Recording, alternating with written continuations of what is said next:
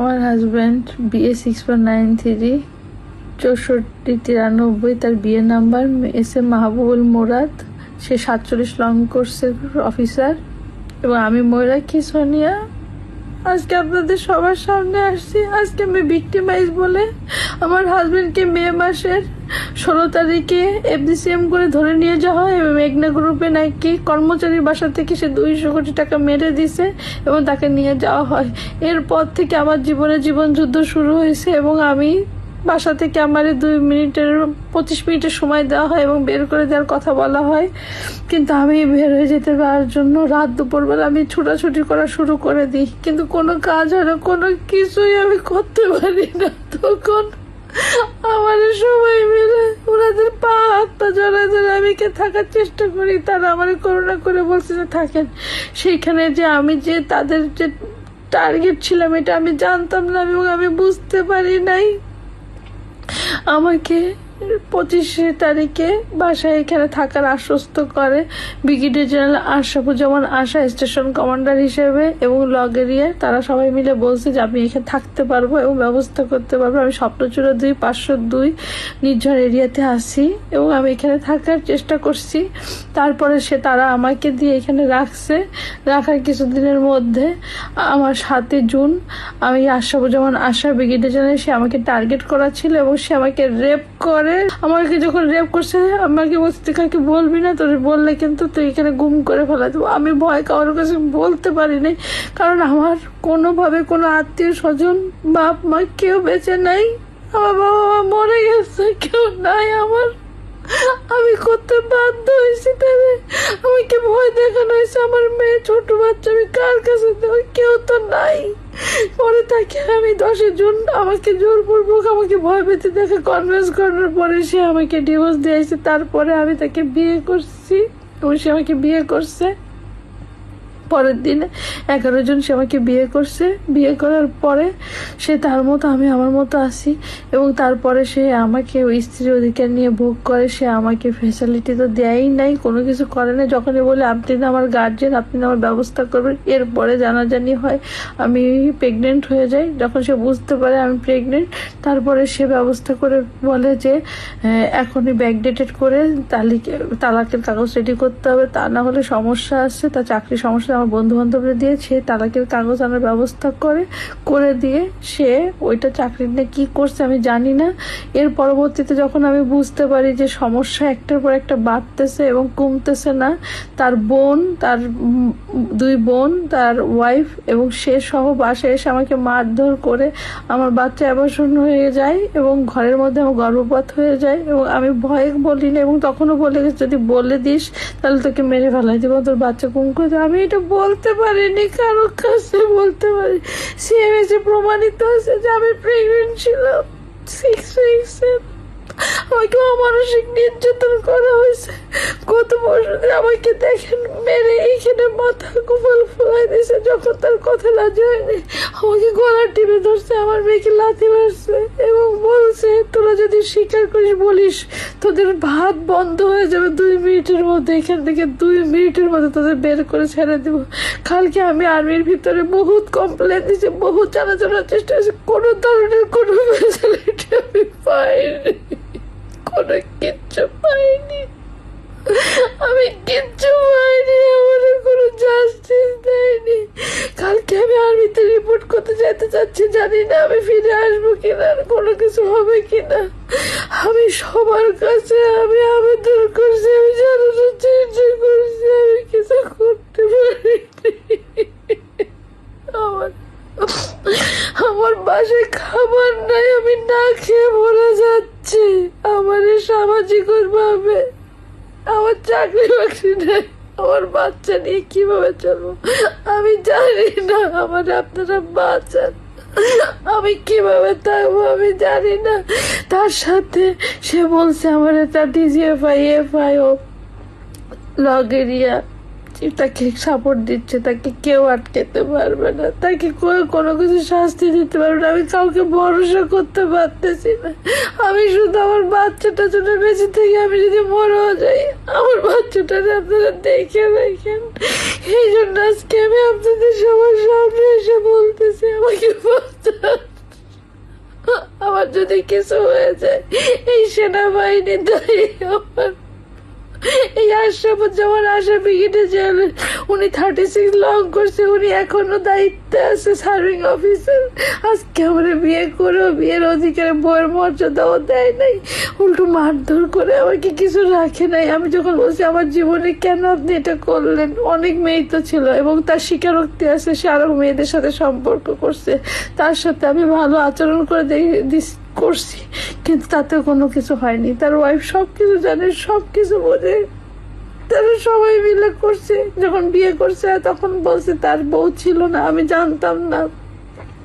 পরবর্তীতে দেখি তার সবকিছু আছে। বলতে পারেন আপনি জানতেন না কেন? আমি জানার চেষ্টা করিনি, কারণ আমি এত কিছু আমার স্বামীরে নিয়ে, এত কাহিনী নিয়ে, আমার বাবা মা মরে যায়নি, আমি নিজে অসুস্থ হয়ে পড়ছি, আমি কিচ্ছু জানতাম না। আমারে বাঁচান, আপনারা জাস্টিস চাই, আমি আপনাদের সবার কাছে বিচার চাই। আজকে আমার বড় ব্রিগেডিয়ার জেনারেল বলে তার আজকে এত ক্ষমতা, তার আজকে এত পাওয়ার, নাহলে আমার কি হবে আমি জানি না। শুধু আমার মেয়েটাকে বাঁচিয়ে রেখে আপনাদের কাছে শুধু এতটুকু অনুরোধ। মিরাজ ভাই, আমি আপনার কাছে ভিডিওটা পাঠাচ্ছি, আপনারা একটু দেখে দেখেন। আমি জানি না আমি কতটুকু সঠিক বা ভুল, আমার যদি কিছু গুম করে কালকে যদি কিছু হয়ে যায়, আমি কিছু জানি। ইলিয়াস ভাই, আপনি দেখে রেখেন আমার বাচ্চাটা।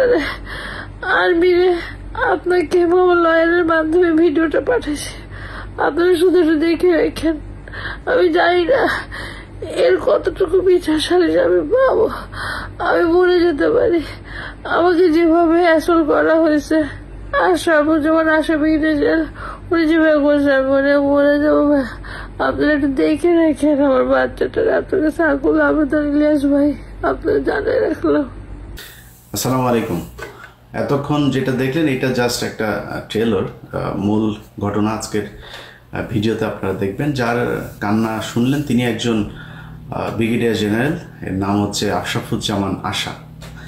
তিনি আওয়ামী লীগের একজন দোসর।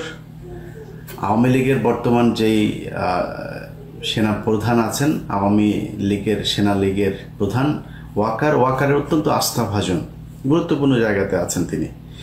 এই ব্যক্তি যেই কাজ করেছেন এটা পৃথিবীর ইতিহাসে সেনাবাহিনীর মতো সুশৃঙ্খল কোনো বাহিনী তো বহু পরের কথা। সবচেয়ে জঘন্য কোনো সংগঠন, কোনো সংস্থা তাদের পক্ষে সম্ভব না। 25শে ফেব্রুয়ারির পর থেকে বাংলাদেশের সেনাবাহিনী যা করেছে, সেনাবাহিনীর ভেতরে যা ঘটেছে, এটা সভ্য কোনো সমাজে ঘটতে পারে না। নিজেদের ক্যান্টনমেন্টের ভেতরে নিজেদের লোকজন তারপরে আটকে রাখা হয়েছে বছরের পর বছর। তারা 5 তারিখের পরে এখনো পর্যন্ত চেয়ারে আছে। আরে ভাই, সবার মানে গণ ইস্তফা দেওয়ার কথা, যে আমরা পারি না, আমার ভাইদেরকে, যে ভালো মানুষ তারও দেওয়া উচিত। এই সেনাবাহিনীর অফিসার একটাও থাকা উচিত না। আপনার ভাইরা আপনার ক্যান্টনমেন্টের ভিতরে তাদেরকে বন্দি করে রাখা হয়েছে, আপনি বাঁচাইতে পারেন। আপনার মতো বালের এই বাহিনী দিয়ে আমি কি করব? তারা এটা করেছে। যে ঘটনা নিয়ে আজকে কথা বলতে এসেছি সেটা আমি চাই না এই বিষয়টা সামনে নিয়ে আসতে। যত কিছু হোক, সেনাবাহিনী তো আমার দেশের বাহিনী, এই ঘটনাটা ভেতরে থাকুক। কিন্তু ঘটনার যে বিষয়গুলো আমি দেখানোর পরে আপনারা বুঝবেন যে আমি কোন প্রেক্ষিতে এটা সামনে নিয়ে আসতে বাধ্য হলাম।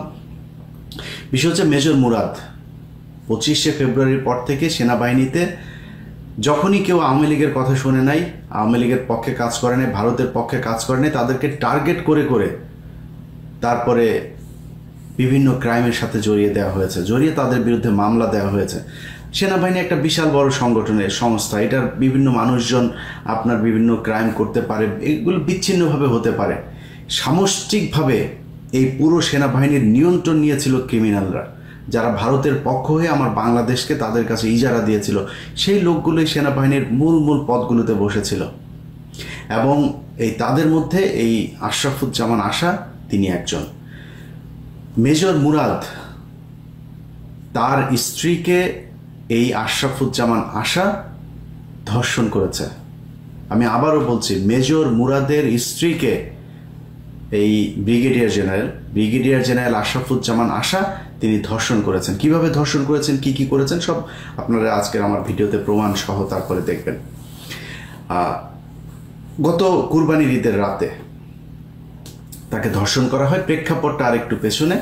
মেজর মুরাদকে গ্রেফতার দেখানো হয়, একটা মেঘনা গ্রুপের একজন এমপ্লয়ি, তিনি আবার আওয়ামী লীগেরও একজন নেতা, তার বাসাতে ডাকাতি করতে গিয়েছিলেন। তো ডাকাতি করতে যাওয়ার পরে তিনি ধরা পড়েছেন, তারপরে তার বিরুদ্ধে মামলা হয়েছে, জেলখানায় গিয়েছেন।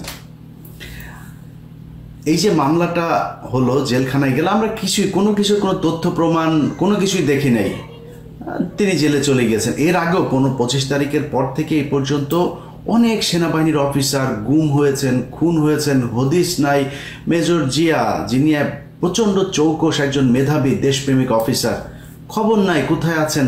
এখন সরকার যে তাকে সহায়তা করবে সেটাও করছেন। আমি নিজে কয়েকটা দপ্তরে এটা নিয়ে ফাইল ফরওয়ার্ড করেছি, কোনো খবর নাই। মনে হয় যেন তাদের মেজর জিয়াদেরকে তাদের দরকার নাই, এরকম একটা ভাব নিয়ে বসে আছেন। তো এই লেভেলের অনেক অফিসারকে তারা মানে এই বলির পাঠা বানিয়েছেন। এই ব্যক্তিকে জেলখানায় পাঠানো হয়েছে। জেলখানায় পাঠানোর পরে তার স্ত্রী সৎ অফিসার একজন কোনো ধরনের ধান্দা পানি কোনো কিছুতে জানেন, যেহেতু আওয়ামী লীগের পক্ষে কাজ করে নেই, টাকা পয়সা তো কামাইতে পারে নাই, তিনার নুন আনতে পান্তা ফুরোনো অবস্থা। ঢাকা শহরে ছিল, যা বেতন পেয়েছে সেটা দিয়ে সংসার চলেছে, পরিবার নিয়ে ছিল, বাচ্চা ছিল। তো এই মহিলা যখন হাজবেন্ড জেলে যাওয়ার পরে তার অবস্থা খুব খারাপ। তাকে থ্রেট করা হয়, আলটিমেটাম দেওয়া হয় যে 25 দিনের মধ্যে আপনাকে বাসা ছাড়তে হবে। তো ছাড়তে বলার পরে সে কোথায় গিয়ে উঠবে, কি করবে? একজন আসেন তার কাছে, একজন ত্রাণকর্তা হয়ে, যে তোমার কিচ্ছু হবে না, তুমি আমার এলাকার বোন, তোমার এই ভাই থাকতে তোমাকে কেউ এখান থেকে উচ্ছেদ করতে পারবে না, সরাতে পারবে না। তিনি হচ্ছেন এই আশরাফুজ্জামান আশা। এসে বলার পরে তিনি আশ্বস্ত হলেন, সেনাবাহিনীর গাড়িতে করে তাকে তার স্বামীর সাথে জেলখানায় দেখা করতে যাওয়ার ব্যবস্থা করে দেওয়া হয়েছে, নানান ধরনের সুযোগ সুবিধা। ভাই হিসাবে এসছেন বোনের কাছে। কুরবানির ঈদের রাতে তার বাড়িতে এসেছেন, কুরবানির ঈদের ঠিক আগ মুহূর্তে তাকে কিছু টাকা পয়সাও তিনি দিয়ে এসছেন, কি নিয়ে আছেন, কিভাবে থাকছেন খাচ্ছেন দিয়ে এসছেন, বাজার টাজার করেছে। ঈদের রাতে আবার এসে খোঁজ নিতে, খাওয়া দাওয়া করছে কিনা, কুরবানির মাংস টাংস খেলো কিনা, এর বলে রান্না টান্না হয়েছে কিনা, বাসায় বোন ঠিক আছো কিনা, হ্যাঁ জি ভাই ঠিক আছি, দাও খাবার দাও, কি রান্না করছো দেখি। খেতে বসছে, খেতে বসার পরে গরুর মাংস টাংস দিয়েছে। তারপরে কোথায় থাকো, কোথাও আমার বোনটা কই থাকে, ঘরের ভিতরে দেখি ঘরের কি অবস্থা। ঘরের ভিতরে ঢুকেছে, মেহমান ঢুকেছে, ভাই তো ভেতরে, তার সাথে সাথে বোনও ঢুকেছে, এই তো এই রুম আমার বাড়ি, এই আর কি। হঠাৎ করে ঝাপটে ধরে তাকে ধর্ষণের চেষ্টা করে। ধর্ষণের চেষ্টা করার পরে এক পর্যায়ে তার শরীরের কাপড় টাপড় সব কিছু খুলে ফেলে, এবং ঠিক মাঝামাঝি একটা অবস্থাতেই তার মেয়ে ছিল ওই রুমে। মহিলার চিল্লাপাল্লা শুনে তারপরে তার মেয়ে ওই রুম থেকে আসে। ওই মেয়ে যখন এসে দরজা খুলে, তখন সে খুব তাড়াহুড়া করে উঠে ওই বাসা থেকে চলে যায়। পাঞ্জাবি পরে এসেছিলেন ভদ্রলোক সাহেব। তো আসার পরে, এই ঘটনার পরে সে গিয়ে যেই প্রথম যে ভিডিওটা আপনারা কান্নার ভিডিওটা দেখলেন, সেই ভিডিওটা তিনি পাঠিয়েছেন। পাঠিয়ে তার কাছে মাপ চেয়েছেন, আমাকে মাপ করে দাও, আমি কান্না করছি, আমার খুব খারাপ লেগেছে, আমাকে শয়তান ধরেছিল, ধরে তারপরে এটা করিয়েছে, আমি এটার জন্য মাপ চাই। এখন এটার আমি তো যেহেতু পাপ করেই ফেলেছি। এর মাঝখানে ওই মহিলা ধর্ষণের ব্যাপারে তার কাছে হুমকি টুমকি দিয়েছেন, সেনাপ্রধানকে জানাবেন, বাইরে জানাবেন, এরকম জানানোর পরে সেই ভিডিওটা খুব সুকৌশলে সে নাটক করে এই ভিডিওটা পাঠিয়েছেন। পাঠিয়ে তারপরে মহিলা কোনোভাবেই ছাড়বেন না, তার ব্যাপারে নালিশ করবেন। তো তিনি যখন বললেন যে দেখো, তোমার স্বামী তো আসলে যে মামলা হয়েছে, উনি তো বের হইতে পারবে না, তুমি একটা বাচ্চা নিয়ে আছো, আমার স্ত্রী নাই, এবং আমার স্ত্রীও মারা গিয়েছেন, এই বলে টলে তারপরে তাকে আস্তে আস্তে বুঝাইতে তারপরে তাকে রাজি করাইলে তো আমরা বিয়ে করে ফেলি। বিয়ে করার পরে তাকে ভোগ করলো, ভোগ করতে করতে করতে করতে হঠাৎ করে কয়েকদিন পরে, সপ্তাহ দেড়েক পরে তারে ডিভোর্স দিয়ে দিয়েছে। ডিভোর্স দিয়ে দেওয়ার পরে তাদের একটা কনভারসেশন আছে, এই নায়ক আবার এর মাঝখানে যে ঘটনাগুলো ঘটিয়েছেন তার এই যে কয়দিন বিয়ে করার পরে যা যা এর মাঝখানে সে ওই নারীর ভেতরে তো মানে ওইভাবে প্রেম টেম কাজ করতেছে না, কারণ তার হাজব্যান্ড জেলে, একটা পর্যায়ে এসে তার হাজব্যান্ডকে রেখে তাকে আরেকজনের সাথে নিজের মেয়েদেরকে নিয়ে যাতে রাস্তায় বসতে না হয় এই কারণে আরেকজনের কাছে এসছে, সে তো প্রেমের মুডে নাই। যাই হোক, সে তার সাথে মোটামুটি সংসার করছে, যে আর্থিকভাবে অন্তত সচ্ছল থাকার জন্য সে সেটা করেছে। তার উপর আবার আরেকটা ঘটনা ঘটেছে ঈদের রাতে, এগুলো নিয়ে আছে। তিনি বিভিন্ন সময় বিভিন্ন ছবি পাঠিয়েছেন, যেই ছবিগুলো আপনারা এখন দেখছেন। এই ছবিগুলো নায়ক আশরাফুজ্জামান আশা তিনি তাকে পাঠিয়েছেন, সিডিউস করার চেষ্টা করতেন, এবং অসংখ্য আপনার স্ক্রিনশট, তাদের সাথে বিভিন্ন কথাবার্তা, কনভারসেশন, যে জিনিসগুলো আছে সেগুলো, যে জিনিসটা আপনাদের দেখাইতে চাই কত বড় বদমাইশ সেটা দেখানোর জন্য আপনাদেরকে তার এই নারীর সাথে কিছু কনভারসেশন শুনেন। বিশেষ করে তাকে যখন ডিভোর্স দেওয়া হয়, ডিভোর্স দেওয়ার আগের কিছু ঘটনা। আমার 21 বছরে 1 মাসে দেখো, যার সঙ্গে মনের মিল হয় তার সঙ্গে বিশ্বাসের মিল হয়, এবং এখানে শুধু শারীরিক সম্পর্কটা সব কিছু না, বুঝতে হবে। হ্যাঁ, সব কিছু মিলে আমার কাছে মনে হচ্ছে যে আমি তার সঙ্গে থাকতে চাই। তাকে কিন্তু আমি বলছি তোমার কথা, ঠিক আছে? কি বলছ? এই যেটা বললাম, আমার সাথে থাকতে চাও। আচ্ছা, তারপর সে শুনে কি বলছে? তারপর সে শুনে বলছে যে তাহলে তো আমি তোমার সঙ্গে থাকতে পারবো না, তোমার সঙ্গে আমার থাকা হবে না। মানে সে রুম থেকে বের হয়ে চলে যাবে, ঠিক আছে? তুমি বাইরে যাও না, তুমি আমার সঙ্গে থাকতে হবে না, but you sleep in your bed. আমি তো কিছু করছি না তো। তারপরে তো তাকে অনেক কথাই বললাম যে তুমি যে এদেরকে নিয়ে বাইরে গেলা, তোমাকে বসে তোমাকে না, আমি কি করলে এটা? How is it possible? আমাকে তো বলছে, আমাকে এ বলছে যে ভাবি এটা খেয়াল করলো, ঠিক আছে? মানে এটা খুঁজে বের করছে। আমার হ্যাঁ, তোমরা তো সবই আমাকে শুধু বলছে যে ভাবি এটা কি করতেছে, এটাই বলছে ভাবি এটা কি করতেছে, আমি কি করলো? তুমি যা করছো পানিটাকে খোলা করে, ঠিক আছে? তাহলে আমার হাজব্যান্ড আরেকজনকে নিয়ে রাতে যখন করতেছে, আরেকজনটা কে? সে আরেকজনটা কে? আমি জিজ্ঞাসা করছি। হ্যাঁ, তোমাকে। সে আরেকজনটা কে? হু আই অ্যাম, সেটা উত্তরটা দাও। হু আই অ্যাম বলো, মাথা জাগাতে কেন বলো? না, আমি তো তাকে জিজ্ঞাসা করি না, তোমার কাছে আমি জিজ্ঞাসা করছি হু আই অ্যাম, আরেকজনটা কে? আমি তো বলছি যে মানে সে তো আমার ওয়াইফ, তাকে তো বিয়ে করছি, তুমি জানো। তিনি এই কদিনের ভিতরে তিনি আবার প্রেগনেন্ট হন।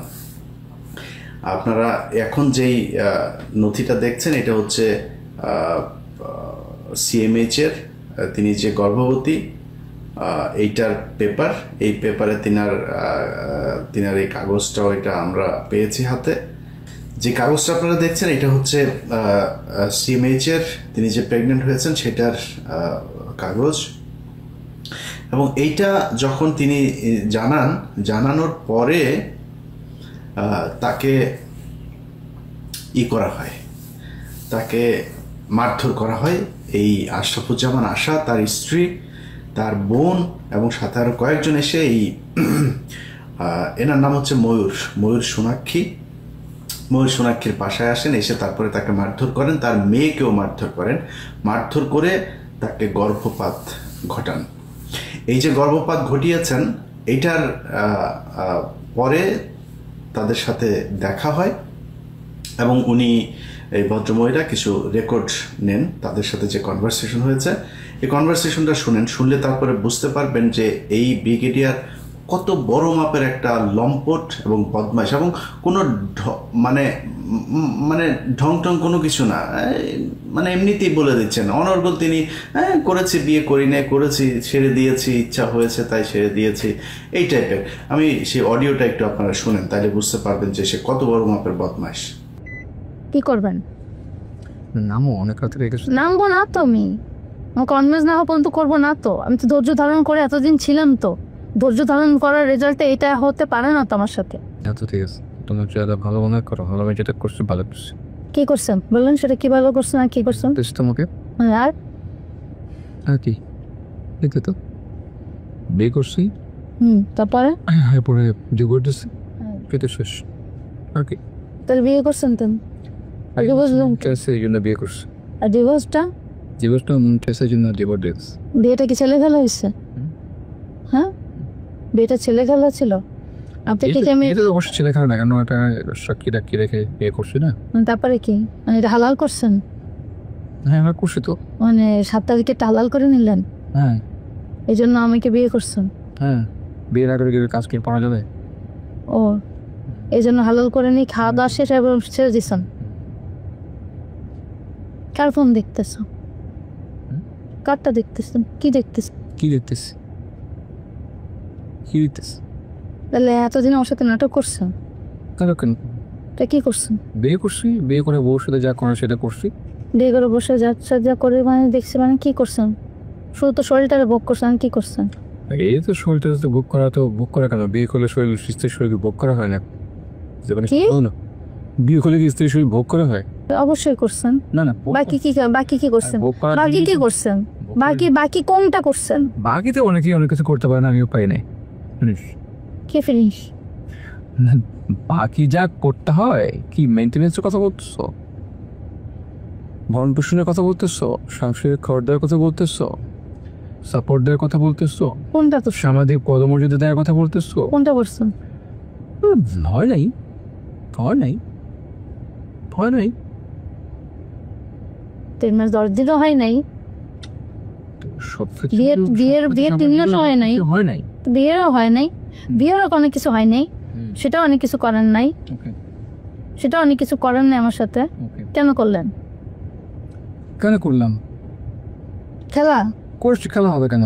তো কি করছি, তোমার সঙ্গে আমার বনিমানা হয় নাই, কি বলি বললাম? ব্যবহার সবকিছু মিলায় হয় নাই বনিমানা। আমাকেও তোমার পছন্দ হয় নাই, অনেক সমস্যা, অনেক কিছু দায়িত্ব পালন করতে তো পারি। তাহলে আমি যখন আপনাকে বলছি যে আপনার সাথে এরকম কালাছাড়াছাড়ি না করে আপনি আমাকে ডাইরেক্ট বলে, তখন কেন বলছেন যে না এগুলো কোনো কিছু না, আমার তো ময়ূরের সাথে সংসার করতে হবে? কেন বলছেন? মনে করছেন এই জন্য মনে করছিলাম বলছেন, তো পেছন দিকতে ছুরি বললেন কেন?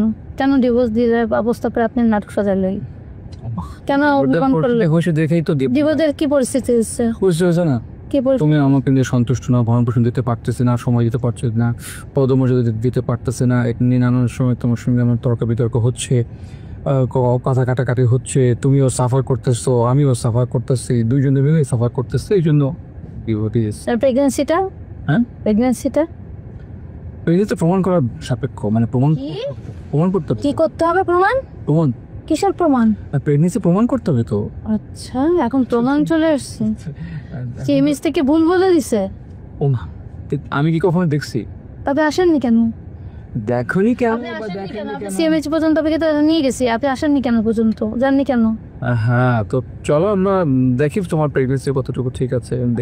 দেখেন কত বড় লম্পট হইলে তারপরে এগুলি করা যায়। এখন তিনার সবচাইতে বড় অস্ত্র হচ্ছে সেনাপ্রধান তারে বাঁচাবে এই জন্য। আচ্ছা, এবার মূল বিষয়টা বলে, আমি চেয়েছিলাম যে এটা সেনাবাহিনীর বিষয় যেহেতু হয়তো আমি এই আশারে ফোন করতাম যে ভাই এটা আপনি এই মহিলাকে যা ক্ষতি করেছেন, মহিলার তো বাচ্চা নিয়ে সে অসহায় অবস্থায় ছিল, এই কারণে আপনার সাথে বিয়ে করতে রাজি হয়েছে, হয় তাকে স্ত্রীর মর্যাদা দেন অথবা তাকে এমন একটা কিছু করে দেন যাতে এই নারীটা সারা জীবন ভালোভাবে থাকতে পারে, তার বাচ্চাদেরকে নিয়ে যেন তার পথে বসতে না হয়। আমার সাথে এই মহিলা যেদিন কথা বলেন, এই মহিলা কথা বলার পরে আমি বিষয়টা সেনাবাহিনীকে জানাই, সেনাবাহিনীকে যে কোনো একজন অফিসারকে জানাই যে আমি, তিনি আইএসপিআরে আছেন, আমি আইএসপিআরকে বলি যে দেখেন ভাই আপনি এই বিষয়টা তাকে আমি একটা টেক্সট করি, তারপরে তাকে পুরো বিষয়টা বললাম ডিটেল। সে আমাকে বলে যে আপনি এটা লিখিত দেন, কি বলতে চান আমাকে একটু ডিটেল বলেন। আমি তাকে ডিটেল সেটা পাঠালাম। পাঠানোর পরে আমি ভিডিওটা যখন রেকর্ড করছি সেটা আপনারা দেখবেন রাতে, ঠিক আগের দিন রাতে আমার সাথে তার কথা হয়, না একদিন আগে, 2 দিন আগের রাতে কথা হয়। রাতে যখন কথা হয়, কথা বলে তিনি ঘুমিয়েছেন, সকালে ভোরে উনি আমাকে আবার ফোন করলেন, খুব শরীর কাঁপছে, মানে গলা টলা কেঁপে তারপরে কথা বলছে, ভাই আমাকে মেরে ফেলবে, আমার পুরো বাড়ি সেনাবাহিনী ঘিরে ফেলেছে। কি হয়েছে? সেনাবাহিনীর লোকজন উঠে আসলেন, একজন মেজর ভদ্রমহিলার নাম সম্ভবত ফারিয়া, আরেকজনের সাথে আরেকজন মেজর পুরুষ ছিলেন, আরও কিছু সেনাবাহিনীর লোকজন উপরে উঠেছেন, তার ঘরের ভেতরে 2-3 জন ঢুকে তারপরে তার সাথে কথা বলছেন। কি কথা হয়েছে, তাদের কি দাবি, আমার সাথে কথা বলার কারণে তাদের সেনাবাহিনীর কত ক্ষতি হয়ে গিয়েছে, আপনারা একটু ওই ভদ্রমহিলা মেজর যিনি ছিলেন তার বক্তব্য শোনেন। ইস্যুটা আসলে যিনি যেহেতু সিভিল জেলে আছে, এটা কিন্তু এমন না যে একটা জানবেন সেটা আপনারা বলতে চাচ্ছেন, বলতে চাচ্ছি যে উনি যেটা বলে আপনাকে যেটা বলছেন যে সম্মানহানি করেছেন, ব্যাপারটা একমত, যেটা এখন দিকে অ্যাক্সিডেন্ট বা সেটা হচ্ছে যে জানতো না, এটা কিন্তু যখন সিভিল জেলে যায় এটা কিন্তু আমাদের ডগ ইয়ে থেকে তার কোর্সমেন্ট আসলে কিন্তু সারা আর্মিতে সবাই জানে, সেটা নাই জানা থাকে। কিন্তু আর্মির বিষয়টা কিন্তু আর্মিতে একটা পিছনে ঘটনা ঘটলে সিভিল ব্যাপার দিন এটা না ভাই ভাই ভাই যে ভিতরে আমাদের ক্যান্টনমেন্টের ভিতরে যে পানিশমেন্ট পাচ্ছে এটা না হয় অনেক সময় বাইরে যায়, বাট একজন সিভিল জেল মনীষ স্যার বা স্যার যারা মানে বাইরে সিভিল জেলে যারা গেছে, আচ্ছা বিষয়টা কিন্তু জানাজানি হয় আমি আপনার কথাটাকে বুঝেন, জানাজানি হয়। আমার তো কেউ নেই সেখান থেকে, সে লোক ডেকে এনে মানুষকে জানানো দরকার নেই, সেটাই বলতেছে। আমি সেটাই বলতেছি, সে লোক ডেকে এনে ভয় দেখায় এনে এবং সবাইকে ডেকে এনে সেটা করলো কেন? আমার কথাটা হচ্ছে এটাই, সে ডেকে এনে করার সাহসটা পাইল কোথায়? তবে এখানে যেই কাজটার কথা আপনি বলছেন, যে এলিগেশনটা বলছেন, এটা একজন ইন্ডিভিজুয়ালের এগেনস্টে আপনি বলতেছেন, এবং আপনিও একজন ইন্ডিভিজুয়াল। একটা ইনসিডেন্ট হয়েছে, একটা না অনেকগুলো, অনেক ধরনের হয়ে গেছে। আপনাদের দুটো ইন্ডিভিজুয়ালের মাধ্যমে মধ্যে অনেক ধরনের ইনসিডেন্ট হয়েছে। হ্যাঁ, বিষয়টা এরকম। এখন উনি জানাচ্ছেন লোকদের, এটা একটা জিনিস, এটা একটা পার্সোনাল ইমেজ নষ্ট হয়েছে, আপনার ইমেজ নষ্ট হয়েছে, আপনি যেটা বলছেন। তো আপনি যে কাজটা করছেন, এই ইস্যুটা আপনি বাইরে এমন একজনকে জানাইছেন যেটার জন্য পুরো আর্মির ইমেজ এফেক্টেড। এটা কি ঠিক হলো? মানে আমরা একই সাথে কষ্ট পেয়েছি, প্লাস আমরা এটা পছন্দ করি নাই, জিনিসটা ভালো লাগে নাই আমাদের, এটা আর কি। মানে আপনার পার্সোনাল ইমেজের জন্য আপনি দেখেন কতটা অ্যাগ্রেসিভ হয়ে গেছেন। পুরো আর্মির ইস্যুটা তাহলে কি হবে? একজন মানুষের জন্য পুরো আর্মিকে এইভাবে কি আমরা প্রশমিত করবো? করা উচিত? আপনি 24 বছর আর্মিতে, আর্মির সব বেনিফিট আমরা পাচ্ছি না ভাবে। আমরাও আর্মিকে দিচ্ছি, বাট এর চেয়ে আরো 10 গুণ আর্মি আমাদেরকে দিচ্ছে, সম্মান বলেন, সবকিছু, সিকিউরিটি। ক্যান্টনমেন্টের মতো জায়গা বাংলাদেশের কোথাও আছে যে এতটা সিকিউরিটি? মানে এটাই বলছি যে আপনি আপনার নিজের সম্মানের জন্য আপনি এতটা অ্যাগ্রেসিভ হয়েছেন, আর আপনি এমন একজনকে জানাইছেন ইস্যুটা যে পুরা আর্মির সম্মান প্রশমিত। এই জিনিসটা আমরা কষ্ট পেয়েছি এবং আমাদের ভালো লাগে না, আমরা ভালোভাবে নেই না এটা। জাস্ট এই মেসেজটা, এইটাই বোঝাতে আসছিলাম। আমি বুঝতে পারছি এটা আর কি। মানে যাই হোক, আর উনি প্রসিডিওর আপনারা ফলো করেন, হয়তো স্যারের কমে আসবে, মকুব করে দিবেন স্যার, এটা তো আছে। তো এই জিনিস বিবেচনায় নিয়ে একটু এমন কোনো ফার্দার স্টেপ নিয়েন না যেন মানে আপনিও বিপদে পড়েন, মানে সবকিছু একটা ছেলেবেলা লেগে যায়। এই ইস্যুগুলো একটু মাথায় রাখেন। দেখেন, সেনাবাহিনীর এই ভদ্রমহিলার কথাবার্তা শুনে আমার কাছে খুব ভদ্রই মনে হয়েছে। আমি ওনার ব্যাপারে আমার কোনো ধারণা নাই কিরকম। দেখেন আপা, আপনি এবং আপনাদের সেনাবাহিনীর লোকজনদেরকে বলি, আপনাদের এত বালের সম্মান, আপনাদেরকে না মানুষ এখন দোচে না, একদমই পাবলিক দোচে না আপনাদের মতো এরকম শুয়োরের বাচ্চা, এই ধরনের শুয়োরের বাচ্চা পৃথিবীর কোনো দেশের সেনাবাহিনী নাই। আপনারা সম্মান নিয়ে বাঁচেন, আপনাদের কিসের বালের সম্মান? আপনারা ঘুষ খান, এখন ধান্দাবাজি করেন, রাষ্ট্রের টাকা মারেন। আপনারা বালাইসা ওইদিকে এই কি বলে নারায়ণগঞ্জে, রূপগঞ্জে, ওইদিকে সাভারে, এইদিকে ঢাকার অর্ধেকটা আপনারা দখল করে এখানে বসে আছেন। আপনারা শুধু খাওয়া ধান্দাবাজি ছাড়ার কোনো, আপনাদের এত টাকা পয়সা আসে কোত্থেকে? এক একজন বিশাল জমিদার হয়ে যায়, একজন কর্নেল, একজন মেজর, ব্রিগেডিয়ার, সব ধান্দাবাজি। আপনারা এখন আর খুব ভালো জায়গা শেপে নাই। আপনারা এখন ঘুষ খান, ধান্দাবাজি করেন, মানুষ গুম করেন, খুন করেন, রাষ্ট্রের বিরুদ্ধে কাজ করেন। আপনাদের কিসের বালের আপনাদের অফিসার আপনার এই ক্যান্টনমেন্টের ভিতরে গুম হয়ে থাকে। আপনারা কি বালের বাহিনী হয়েছেন? আপনাদের দোচে নাকি মানুষ? এখন দোচে আপনারা? কেউ দোচে না আপনাদেরকে। এত বাল সম্মানিত কোনো কিছু বাল হয়ে যান নাই, যা আপনাদের সম্মানহানি হয়ে যাচ্ছে এটা দিয়ে। সম্মানহানি ও যখন একজন আপনার এই মহিলা, মানে বাইরের কেউ, আরেক দেশের কেউ, এই মহিলা তো আপনার মেজরের স্ত্রী, আপনি সেনাবাহিনী তাকে ওন করেন না? আপনি কি করেছেন? এই যে গত 2-3টা মাস মহিলা ঘুরেছে আপনাদের পিছনে, আপনারা তার অ্যাপ্লিকেশনটা পর্যন্ত নিতে করেন নাই, অ্যাকসেপ্ট করেন নাই। সেনাপ্রধানের সাথে দেখা করতে চেয়েছে, আপনারা দেখা করতে দেন নাই, কারণ ওই ব্যক্তি আপনাদের লোক। আর যদি সত্যি যদি আপনি সম্মানের কথা চিন্তা করেন, আশা এতদিন ধরে চাকরিতে আসে কিভাবে? জানেন তো, বিষয়গুলো তো ভেতরে আপনারা জানাজানি করেছেনই অলরেডি। জানার পরে সে চাকরিতে আসে কিভাবে? তার বন্ধু শামস, ওইদিকে ডিজিএফআইতে আছে জাহাঙ্গীর, তারপরে আরও মহিলা কয়েকজনের নাম বলেছে, এগুলো কিভাবে আছে আপনার এখানে?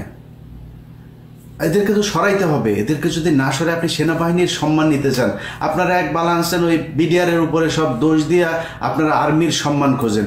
বিডিআররা আপনারা মারছে নাকি? পিছন দিয়া মারছে বিডিআররা আপনাদেরকে? সেনাবাহিনীর মারছে পিছন দিয়া? বিডিআর আপনারা করেন নাই, আকাম কুকাম আপনারা করেন নাই? বিডিআরের টাকা পয়সা, ওদের ডাল ভাতের টাকা পর্যন্ত মারছে ফকিন্নির বাচ্চারা কোথাকার। তোরা কিসের সোভার ক্লাস রে? কিসের সুপিরিয়র তোরা? ফকিন্নি তোরা। দেশের চাল ডাল পর্যন্ত, পাবলিকের চাল ডালের টাকা বিডিআরের এই সৈনিকরা, গরিব মানুষেরা এগুলি করছে, তাদের 100 টাকা 200 টাকা পর্যন্ত তোরা মেরে দিছিস। ফকিন্নির বাচ্চারা আসে যেন ভাব মারাইতে, তোর সেই ইয়েটাও তো নাই, বিডিআরের সমান সম্মানও তোর নাই। তুই আসিস এই জায়গায় ভাব মারায় তোর সম্মান মারাইতে আসিস। কিসের সম্মান? তোরা ভোট চুরি করিস, ভোট চুরির সাথে জড়িত তোদের সেনাবাহিনী। সারা দেশে এখন যত অপকর্ম আকাম কুকাম হচ্ছে সব তোরা করাচ্ছিস। বিএনপির যেই শ্রেণীটা চাঁদাবাজ, সেই শ্রেণীটাকে তোরা সব জায়গায় শেল্টার দিচ্ছিস। আর ভালো যারা বিএনপির ভালো নেতা, ত্যাগী নেতা যারা আছে, তাদেরকে তোরা বিরুদ্ধে কাজ করছিস, আর চাঁদাবাজদেরকে তোরা শেল্টার দিস। তোরা দেশে থাকা অবস্থা তোরা ম্যাজিস্ট্রেসি পাওয়ার নিয়ে আসিস। দেশে চাঁদাবাজি হয় কেমনে? কে করে আমার জানার দরকার নাই। এনসিপি করে, বিএনপি করে, জামাত করে, আমার জানার দরকার নেই। কে করে, যে করে, তোর কেউ না করছে ধরতে, তোরা ধরছিস না। আওয়ামী লীগের হত্যা মামলার আসামি ধরার আপনার দায়িত্ব দেয়নি। এক মেজর আমার এই 2-3 দিন আগে বলছে যে ভাই আমাদেরকে এটার অর্ডার নাই, এটার ব্যাপারে আমাদের ইনস্ট্রাকশন দেওয়া আছে যে আওয়ামী লীগ হত্যা মামলা ওইটা আমাদের কাজ না, আমরা এখন দেশে আমাদেরকে পাঠিয়েছে এখনকার আইন শৃঙ্খলা, তোমরা আইন শৃঙ্খলা করতে গেলে আওয়ামী লীগের লোকজনের ধরা যাবে না, এটা লেখা আছে না? যাতে দেশের এই মুহূর্তে যত সমস্যা আওয়ামী লীগ আর তোরা, তো এই সেনাবাহিনীর আওয়ামী লীগ ছাড়া বাংলাদেশের কোনো সমস্যা হইতো না। সব সমস্যার মূলে হচ্ছে তোরা। যত ঘটনা ঘটছে 2 দিন পর পর দেখবেন এই পাথর চুরির সাথেও সেনাবাহিনী জড়িত। এরা করিয়েছে, এরা শেল্টার দিয়েছে। পাথর কি হাওয়া হয়ে গেল নাকি? এটা কি 1 গ্লাস পানি নিয়ে চুরি হয়ে গেল, হাতের ঘড়ি চুরি হয়ে গেল? এটা কি একদিন সময় লেগেছে নাকি? কোথায় ছিলেন আপনার গোয়েন্দা সংস্থা বাল ফালায়? কোথায় থাকেন আপনারা? এই হচ্ছে আমার দেশের সেনাবাহিনীর অবস্থা। একজন মেজরের স্ত্রী ক্যান্টনমেন্টের ভেতরে থেকে সে রক্ষা পায় নাই, তারা ধর্ষণ করে। এই সেনাবাহিনীতে আমরা কি করব? এদেরকে এই উপরের যে শেপ আছে এই শেপ দ্রুত সরাইতে হবে, এবং সেনাবাহিনীর ওয়াকারের যে বিচ্ছু বাহিনী যারা ওয়াকারকে সাপোর্ট করে তাদেরকে অতি সত্বর বহিষ্কার করতে হবে, এখান থেকে সরাইতে হবে। না যদি সরাই, সেনাবাহিনীর এগুলো যত আসবে একটা একটা করে সব কিছু ছেড়ে দেব। আপনাদের কোনো সম্মান নাই। আপনারা বালের বাহিনী, এই বাল বাহিনী দিয়ে এই দেশের কোনো উপকারে আসে নাই, আসবেও নাই। এই দেশের মানুষ রক্ত দিয়ে তারপরে স্বাধীনতা এনেছে, আপনারা কিছু করেননি। যেদিন 5 তারিখ আমার স্বাধীনতা দিবস, বিজয় দিবস, ওই বিজয় দিবসের সকালেও তোদের সেনাবাহিনী গুলি করেছে মানুষের উপরে, এই মোহাম্মদপুরে। তোরা এমনিতেই করিস না, তোরা এত ভাব মেরা লাভ নেই। আমরা উপকার করেছি সেনা, তুই বাধ্য হয়েছিস শেখ হাসিনাকে ছাড়তে। তোরা ছাড়তে চাস নাই, তোদের বাম্বু দেওয়া হয়েছে এইখান থেকে, এই জন্য তোরা ছাড়তে বাধ্য হয়েছিস, নাহলে তোরা ছাড়তি না। তারপরেও ভাই, সেনাবাহিনীর অনেক দেশপ্রেমিক, আমি সবাইরে করছি না, আপনাদের প্রতি অনুরোধ ভাই এগুলিরে সরান। এই যে ভদ্রমহিলা কথা বলেছেন, আপা আসলেই সম্মান চান? সম্মান চাইলে আগে ওই আশার বাসায় যান। আশার বাসায় যায় ওরে বলেন যে তুই একটা আমার মেজরের স্ত্রীরা তুই ধর্ষণ করলি কেন? আপনি মহিলা না? আপনার খারাপ লাগে নাই? এগুলির বিচার করেন। ন্যায্য বিচার যদি করতে না পারেন তাইলে আপনাদের মান সম্মান থাকবে না। এইভাবে মানুষ এখন মুড়কি হয়ে গেছেন আপনারা। আমি সাংবাদিকতা করেছি বাংলাদেশ বহু বছর। আমার পুরো সাংবাদিকতার ক্যারিয়ারে আমি যতগুলো ঘটনাতে সেনাবাহিনীর সম্পৃক্ততা পেয়েছি, আপনাদের কথা বলা এটা খুব স্পর্শকাতর একটা জায়গা হিসেবেই দেখা হইতো। আপনাদের নিয়ে আমরা কোনো বাজে কথা, বিচ্ছিন্নভাবে কেউ যদি অপরাধের সাথে জড়ায়ও যেতেন, সেটা নিয়ে আমরা কোনো আলোচনায় আনি নাই। কিন্তু এখন সেই জায়গায় আপনারা নিজেদেরকে রাখেন নাই দেখে এখন আপনারা মুড়কি। আপনাদেরকে নিয়ে সব কথা বলা যাবে, আমরা এখনো বাইরে আছি, এটা মাথায় রাখেন। জাউরামি করবেন আর আপনাদেরকে কিছুই বলা যাবে না, জিনিসটা ওই জায়গাতে নাই। পুরা ঢাকা শহরের অর্ধেক নিয়ে আপনারা এখানে বউ পোলাপান নিয়ে বিশাল আরামে থাকবেন, খাবেন। ওইদিকে আবাসন প্রকল্প, ওইখানে আবাসন প্রকল্প, রাস্তাঘাটের টেন্ডার, ব্রিজ, কালভার্ট সব আপনারা করবেন আর টাকা বসে বসে খাবেন। তোর সেনাবাহিনীর পোলাপানের পেটে পাড়া দিলে ঘুষের টাকা, সুদের টাকা, এই দেশের মানুষের রক্তের টাকা, অবৈধ টাকা তোদের পেটে। তোদের অবস্থা এই দেশে কিছু কিছু পুলিশ অফিসার, আইনজীবী, কিছু কিছু লোকজনের যেরকম এই মানে ঢালাওভাবে যাদেরকে ঘুষখোর বলা হয় না, এদের পেটে যেরকম অবৈধ পয়দা হয়ে তারপরে বাপমার উপরে প্রতিশোধ নেয় আমরা বিভিন্ন সময় দেখেছি। ওই যে এক মেয়েকে দেখেছিলাম, একজনের এক পুলিশ অফিসারের মেয়ে, সে ঐশী, মনে আছে না? তোদের ঘরে ওইরকম ঐশী পয়দা হবে, তোরা যা শুরু করেছিস ওইরকম পয়দা তোদের ঘরে হবে। তোরা পুলিশের চাইতেও জঘন্য, পুলিশে তোদের চাইতে অনেক ভালো মানুষ আছে যারা জীবন দিয়ে দিচ্ছে দেশটাকে আবার ঠিক করার জন্য, আর তোরা একমাত্র সংস্থা যারা কিনা দেশকে নষ্ট করার জন্য কাজ করছিস। অতএব আপনাদের কাছে অনুরোধ থাকবে, ভাই আসলে যদি দেশটার ভালো চান তাইলে দেশের মানুষের পাশে দাঁড়ান। এই চাউরামি এগুলি বন্ধ করে ভালো হইতে হবে, তাইলে গর্বের সেনাবাহিনী হইতে পারবেন। সবাই ভালো থাকেন, আল্লাহ হাফেজ।